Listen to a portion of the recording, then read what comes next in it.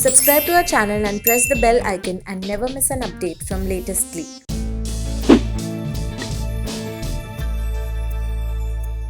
The Final Call is the name of the digital series that will start streaming in on February 22nd on ZEE5.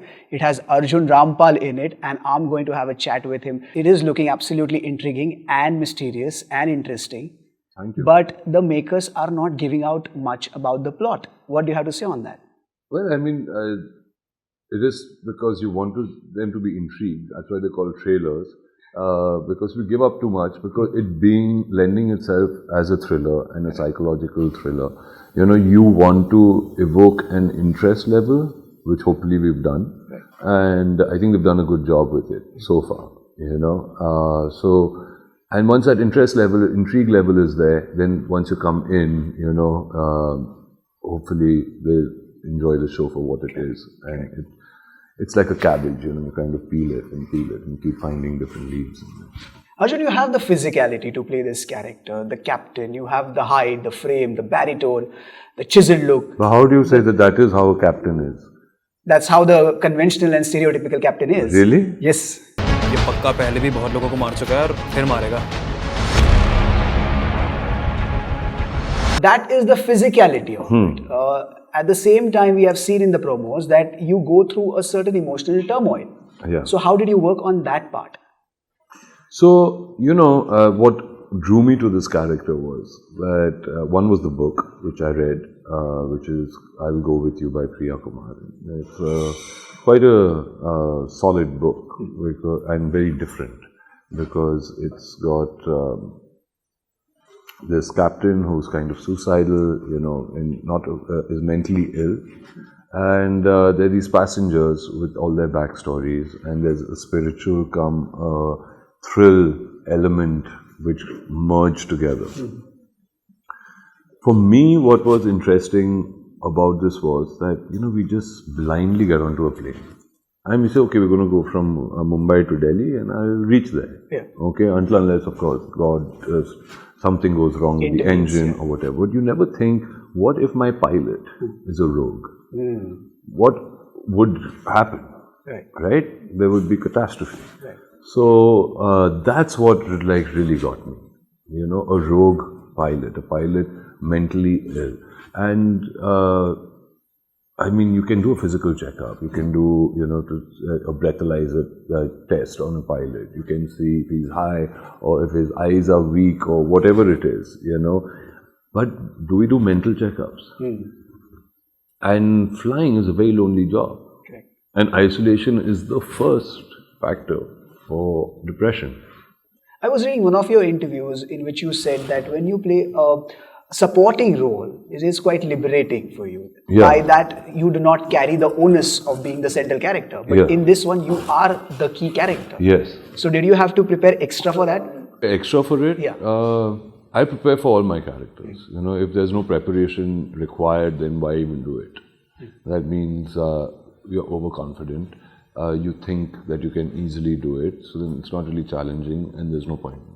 Is there a subliminal message there? Because in one of the visuals we saw the character is snorting and doing drugs. So is there any? He's not snorting ever. I've seen the powder visual in which. Yeah, but that's what your perception. Yes, yes. But when you watch the series, you see what it is. और उसका हाथ इतना सा भी नहीं हिला. So is there an anti-drug message there, or is just the part of the narrative? You have to see the series for that. Okay. Yeah. The film is based on this book. So did you have to do a little bit of research there, or has the major part of the book been retained in the screenplay as well? I did read the book. Most of it has been retained. There are, of course, a lot of additions that have happened from my character's point of view. A lot of new backstories that have come in, which they did a really, really fantastic job with, because that lends itself well for a good screenplay, which is what you need. Reading a book is more leisurely, and you get time to go through all those pages, and you're kind of imagining it in your own mind. But here, if you've got a visual medium, you've got to keep it pacey, you've got to keep the correct balance of thrill and gyan, if it gets too gyani, people like just switch the channel. So you've got it's tricky. So, but he, I think, cracked it well. There have been psychological thrillers in the past, both in the form of films as well as the web series. But this one is different in that it is spiritual psychological thriller. How do you define this genre? Because I was talking to the writer, I was talking to Priya, and she said even the genre of the book is the same. That's what's interesting about it. It's the final call. So it's got various. It's the ultimate call. Yes, the ultimate call. It's the last call, and there's an astrologer who's a very key character who is sitting there, who knows kind of what's going to happen. Right. And then there are other people from different walks of life who suddenly say, "Oh my God, we're gonna it's doom." What's going to come out of it? And how when you come towards the end, which we all are going to finally die, right? And the end is always going to be miserable. There's no glory in death, right? You just are dead, and sometimes it's painful, and most of the time it's painful for people you leave behind. So there is nothing nice about it. There is nothing, it is terrible. So, because it's the end, and you don't know what there is beyond, or you don't. Right? So, at that point in time, how your mind would race through it is what spiritually you try to capture, But given the complexity of the story, is there any residue that has left behind after playing this complex character? I think with all characters, when you take which are layered and which are dark and which are, some things which you have to research on various levels or draw from your memory of emotion, they always stay with you. So you have to have these switches inside your body, like how you have in your rooms, where you switch it on and off whenever you want to, and that's what you do. So once it's over, that switch off. How do you see this platform, the digital platform, given the nature of the medium, given the ever-shrinking attention spans of the audiences? And that's why the net is the medium that caters to the youth most. So how do you view this platform, and what exactly preparation needs as a producer to bring your baby, so to speak, on this platform? So this is going to be mostly where people are going to view maximum amount of, or spend maximum amount of their time, their leisure time, This is what you'll spend, like you finish a hard day's work, you have some dinner, you just put on, like, say, a show, or whatever, and you have a huge library to choose from. It's an animal which has been created, okay, which constantly needs to be fed, okay, because there are a lot of people also feeding off it, right, like us, okay, which is the consumer. So it's a very exciting time for any person who has something to say, can put it out there, and this is a platform which will be there to encourage that. So it's a great time for creative people. Arjun, how do you see, your journey has been quite interesting. So how do you see the newer platforms that are available now, and you evolving as an actor as well? So when it comes to choosing a particular product, what exactly goes into the processing? Like, would I watch it myself? Number one. Yeah. What is there for me to do in it? Who are the people who are attached to it?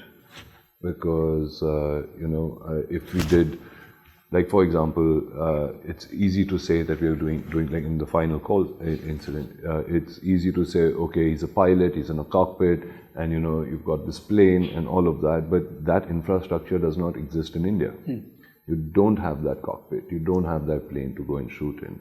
So they actually went to London to shoot that whole portion. We went, took a real plane, got into this cockpit, a cockpit that was used in that movie Sully, which Tom Hanks sat in. It's the same cockpit we've used, So they didn't they pulled all stops, and said, let's go, okay, and let's do this.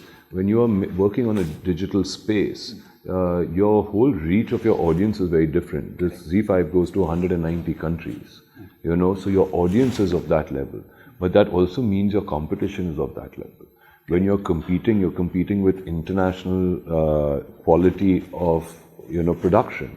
So it's very important for me to see that will we be getting that, you know. And I was very, very fortunate to have this place. Like when you see the trailer, I've seen also whatever you all have seen is what I've seen, because I don't see the episodes and all of that myself. You don't? In the nascent stage, because I want to see it once it's ready. But what if something is going wrong, you can make out then and there itself? No, but I will see it maybe a week before. Okay, so I'm going to see it mature. soon. Yeah, so once I know, okay, fine, this is it. Okay, then I would just put in my points and say, okay, you know, just get this a little tweaked or put another shot there or whatever. But if necessary, but it is actually the narrative of the director. It's a prerogative of that, and I don't like to interfere in other people's work. You know, I have to trust them. I have to let them do it, something, and I don't see it. I don't see it till it's completely ready, and when I hear that it's good, that's when I go to see it. Otherwise, I won't see it. Thanks a lot for talking to us, Thank you. and hopefully the mystery will be heightened and will live up to the expectations. Let's Thank hope you. so. Thank you a lot. Thank you.